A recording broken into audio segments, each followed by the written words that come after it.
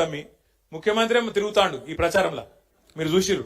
నాకు తెలిసి చరిత్రలో ఏంటంటే జరగలే. పంచాయతీ ఎలక్షన్ల సర్పంచ్ ఎలక్షన్ల ముఖ్యమంత్రి తిరగంగా నేనైతే ఎప్పుడు చూడలే.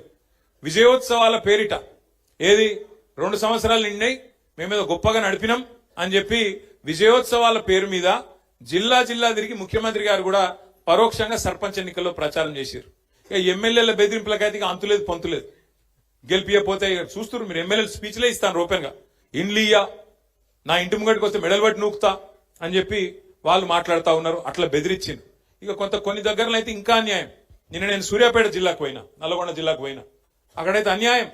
ఒక సోదరుడు మల్లయ్య యాదవ్ గారని ఆయన మీద దాడి చేసి కిరాతకంగా హత్య చేసి చంపేసింది. ఇంకొకడ ఒక సోదరుడు మనోడు నామినేషన్ వేస్తే ఆయన ఎత్తుకపోయి కిడ్నాప్ చేసి ఆఖరికి ఎంత ఘోరమంటిగా చెప్పరాదు, నా నోటితో నేను చెప్పలేకపోతున్నా. అంత కిరాతకం కూడా అక్కడ తిప్పర్తి మండలంలో ఒక మనోడు సోదరుడు ఆయన మీద కూడా చేసినారు. ఇంకో దగ్గరనైతే గెలిచినాక ఓట్లు గెలిచినాక కాదు, ఓట్లు వేసినాక మన ఓట్లు కావాలని తీసేసి తీసుకుపోయి మోరిలో వారేసిండ్రు. ఇట్లా ఎన్నో కిరాతకాలు చేయంగా కూడా, ఎన్నో రకాలుగా మన వాళ్ళ మీద ఒత్తిడి పెట్టంగా, ఇబ్బంది పెట్టంగా కూడా ఇవాళ రాష్ట్ర వ్యాప్తంగా 2 దశల్లో ఎలక్షన్లు జరిగితే ఈ 2 దశల్లో కూడా ఒక్కొక్క దగ్గర ఒక్కొక్క తిరుగు గాని కొన్ని దగ్గరలో 40%, కొన్ని దగ్గరలో 30%, కొన్ని దగ్గరలో 50%, కొన్ని దగ్గరలో 60-70% కూడా గెలిచి సత్తా చాటిన గులాబీ సైనికులకు నేను శిరస్సు వంచి మీకు అభినందనలు తెలియజేస్తా ఉన్నా. మామూలు విషయం కాదు ఇది. ఎందుకంటే 2 ఏళ్లలోనే ప్రభుత్వం మీద ఇంత స్థాయిలో వ్యతిరేకత వచ్చుడు, ఇంత స్థాయిలో తిరుగుబాటు జరుగుడు, ఇది మామూలు ముచ్చట కాదు. ఎందుకంటే ప్రజలు కూడా జనరల్గా ఎట్లుంటారంటే ఇంకో 3 ఏళ్ళు గవర్నమెంట్ ఉంది కదా సూతాంతి అన్నట్టు ఉంటారు. కానీ తెలంగాణలో పరిస్థితి అలాగున్నది. మీరు గమనించండి, ఎంత కోపం ఉంటే, ప్రభుత్వం మీద ఎంత వ్యతిరేకత ఉంటే ఇట్లాంటి వ్యతిరేక ఫలితాలు వస్తాయి. ఒకసారి యాద్ చేసుకోండి. మన ప్రభుత్వం ఉన్నప్పుడు 32 జిల్లా పరిషత్లు ఉంటే 32 మనమే గెలిచినాం. 143 మున్సిపాలిటీలు ఉంటే 136 మున్సిపాలిటీలు గెలిచినాం. జెడ్పీటీసీలు దగ్గర 450 దాకా గెలిచినాం. మండలాలు దగ్గర 430 దాకా గెలిచినాం. 520 చిల్లర మండలాలు ఉండే అప్పుడు కొద్దిగా పెరిగినాయి ఇప్పుడు. అట్లాగే గ్రామ పంచాయతీలు 12,000 ఉంటే దగ్గర 9,000 మనమే గెలిచినాం. కేవలం అక్కడనో ఇక్కడనో వాళ్ళు ఒక 15-20% గెలిచిరు. కానీ మనం గెలిచినట్టు 30%, 40%, 50-60% వాళ్ళు ఎక్కడ కూడా గెలవలేదు. 2 ఏళ్లు తిరగకుండానే ప్రభుత్వానికి ఈ పరిస్థితి వచ్చింది. మరి పెద్దల ఆత్మవిమర్శ చేసుకోవాలి కాంగ్రెస్ వాళ్ళు. ఎందుకు 2 ఏళ్లు తిరగకుండానే ప్రజలలో ఇంత కోపం వచ్చింది? మనకు కనబడుతూనే ఉన్నది. యూరియా బస్తాల కోసం తనలాడుడే, కరెంటు కోసం ఆగం, ఏ పథకం కూడా చక్కగా అమలు అయితలేదు. రైతు రుణమాఫీ అన్నారు, 2 లక్షలు అన్నారు, ఎక్కడ కూడా చారణకు మించి చక్కగా జరగలే. అట్లాగే రైతు బంధు పెంచుతామన్నారు, 10,000 కేసీఆర్ ఇస్తే మేము 15,000 అన్నారు, ఇలా అది కూడా చక్కగా ఇయ్యలేదు, 2 సార్లు ఎగ్గొట్టిండ్రు.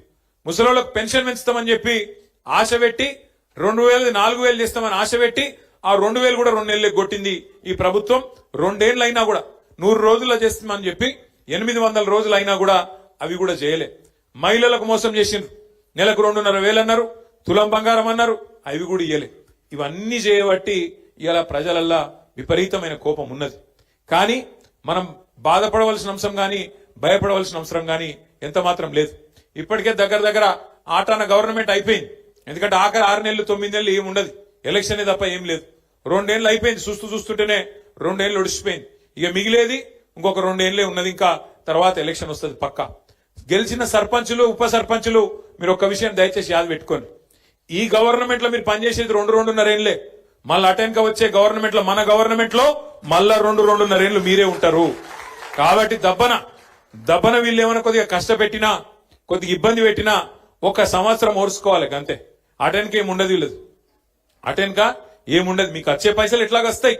గ్రామ పంచాయతీకి రావాల్సిన డబ్బులు కేంద్ర ప్రభుత్వం నుంచి, రాష్ట్ర ప్రభుత్వం నుంచి మీ హక్కుగా రావాల్సిన పైసలు, ఫైనాన్స్ కమిషన్ ద్వారా రావాల్సిన పైసలు ఎవడు ఆపలేడు. ఆది శ్రీనివాస్ ఆపలేడు, రేవంత్ రెడ్డి ఆపలేడు, నరేంద్ర మోడీ కూడా ఆపలేడు. ఎందుకంటే అది రాజ్యాంగం. అంబేద్కర్ రాసిన రాజ్యాంగం ఆధారంగా మీకు రావాల్సిన పైసలు బరాబర్ వస్తాయి. ఏమన్నా అయ్యా కూడా ఆపలేడు. కానీ ఏమన్నా గిట్లనే ఆడనో ఈడనో బెదిరించే ప్రయత్నం చేస్తారు. వీళ్ళు చాలా లంగాలు కాంగ్రెస్ వాళ్ళు. వాళ్ళ మాటినకపోతే ఏం చేస్తారు? సర్పంచ్ గారిని ఏదో ఒక దానిలో ఇరికిచ్చి వాళ్ళని సస్పెండ్ చేయాలి. ఎందుకంటే అధికారం కదా, సస్పెండ్ చేయాలి. సస్పెండ్ చేసి ఉప సర్పంచ్ వాళ్ళ మనిషిని పెట్టుకోవాలి, వాళ్ళకి బాధ్యత ఇవ్వాలని చెప్పి లంగ కథలు చేస్తారు.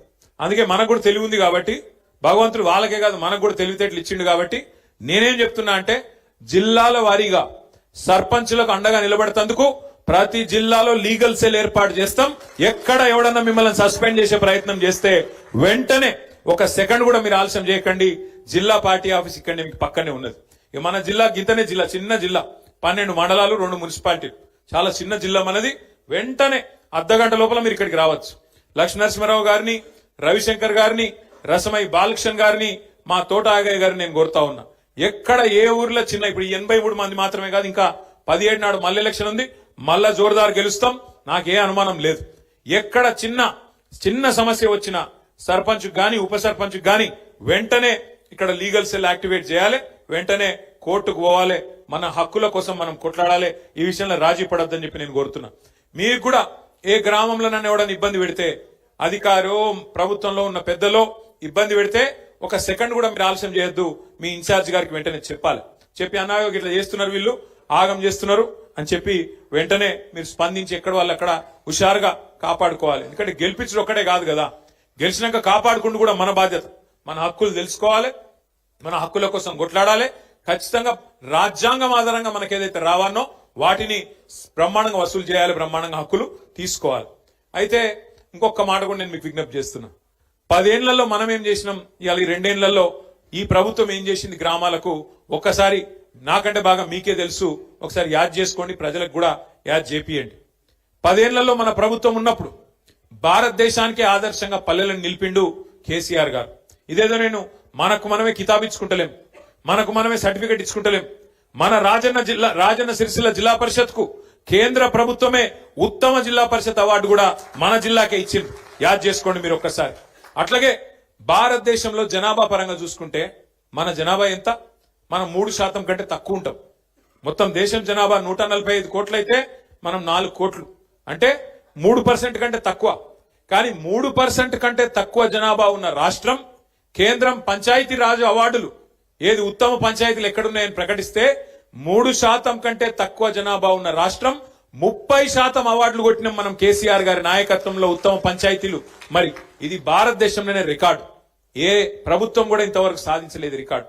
ఎట్లొచ్చినాయి అవార్డులు? మరి ఉత్తగానే వచ్చినాయా? పైరవి చేస్తే వచ్చినాయా? కాదు, పని చేస్తే వచ్చినాయి. ఏం పని చేసినాం? ప్రతి ఊళ్ళో ఒక నర్సరీ పెట్టినాం, ప్రతి ఊళ్ళో ఒక డంప్ యార్డ్ పెట్టినాం, ప్రతి ఊళ్ళో ఒక ట్రాక్టర్ పెట్టినాం, ప్రతి ఊళ్ళో ట్యాంకర్ పెట్టినాం, ఒక ట్రాలీ పెట్టినాం, ప్రతి ఊళ్ళో ఒక శ్మశాన వాటిక పెట్టినాం, ప్రతి ఊళ్ళే ఒక పల్లె ప్రకృతి వనం కట్టినాం. ప్రతి ఊరికి ఒక ప్రణాళిక, మన ఊరు మన ప్రణాళిక అనే ఒక ఆలోచన తీసుకొచ్చి ఎవల నిధులెన్ని ఎవల విధులేంది అని డిసైడ్ చేసి నెల టెన్షన్గా మనకు ఫైనాన్స్ కమిషన్ నుంచి వచ్చే పైసలు బ్రహ్మాండంగా గ్రామ పంచాయతీలకు అందజేస్తే ఏం జరిగింది? పని జరిగింది. ఒక చెట్టు పెడితే చెట్టు చచ్చిపోవద్దు అని చెప్పి హరితహారం కార్యక్రమం ప్రారంభిస్తే కేసీఆర్ గారు పంచాయతీరాజ్ చట్టంలో పెట్టిండు. ఏమని? 85% చెట్లు బతికేటట్టు చూసుకునే బాధ్యత సర్పంచులు, ఉప సర్పంచులు, వార్డు సభ్యులు మీరే తీసుకోవాలని. ఇలా కొన్ని ఊర్లు తిరుగుతుంటే నిజంగా కడుపు నిండినంత సంతోషం అవుతుంది. ఆ పెరిగిన చెట్లు, ఏపుగా పెరిగిన చెట్లు అద్భుతంగా నీడనిస్తుంటే, మన పిల్లలకు రక్షణ ఇస్తుంటే గొప్పగా హృదయం ఆనందంతో ఉప్పొంగిపోతుంది. నిన్న నేను సూర్యాపేట జిల్లాకు పోయి ఆడికెళ్ళి మన తుంగతుర్తికి వెళ్ళి సూర్యాపేట పోతున్నా. పోతుంటే అక్కడ